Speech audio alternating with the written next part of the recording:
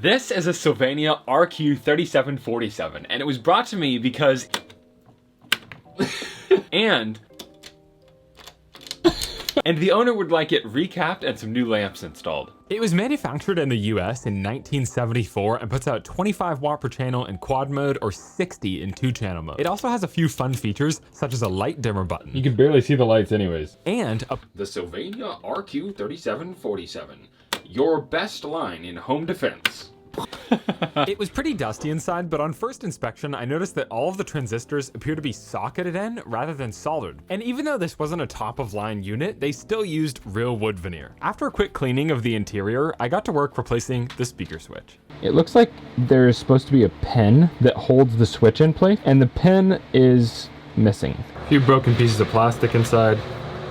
There's one of the pins. So I ended up buying a parts unit so that I could get a new switch. I think this break is a pretty common issue because the parts unit I bought even had one of the switches smashed similarly to this one. I have fixed these buttons so that they don't shoot off anymore. The plastic just expands a little bit, so I warmed it up and then pinched it back together. And I just checked all the power supply voltages and they are all within spec. It's pretty straightforward, so my main concern was checking all of the carbon composition resistors that tend to drift with age. All right, I rebuilt the power supply. I replaced a total of 13 components, mostly capacitors, and then 2 carbon resistors that tested pretty far out of spec. So let's move on to the main amp. Actually, first, I'm gonna clean the controls and replace the lamps. The volume control comes out easy, and cleaning it is as simple as soaking it in quick-drying electronics contact cleaner, followed by a generous helping of Deoxit F100L to protect and lubricate. As for the lamps and the dial face, I needed to order the replacement warm white LEDs because they're longer than what I had in stock, coming in at 43 millimeters. All right, I got the new lamps in.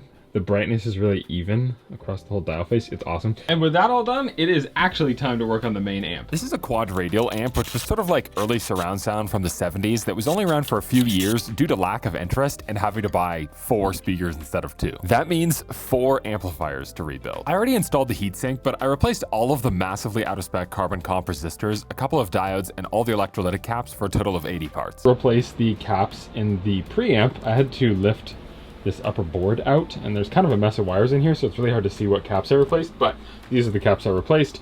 All right, and here are the front, right, and left channels. And if we go all the way to clipping, we're looking at about 15.9 volts or 31.6 watts at 1 kilohertz. And the rear channels are about the same.